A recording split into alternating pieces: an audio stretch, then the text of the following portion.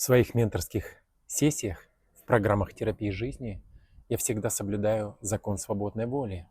И только тогда, когда человек дает свой внутренний запрос, внутренний посыл в пространство, во Вселенную, и он моментально приходит к чувствующим людям, проводникам жизни, начинается взаимодействие.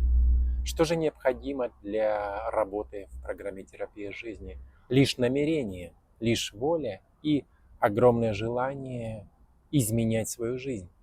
Это все очень просто. Это даже закономерно, но для того, чтобы что-то сделать, нужно сделать первый шаг, нужно действовать.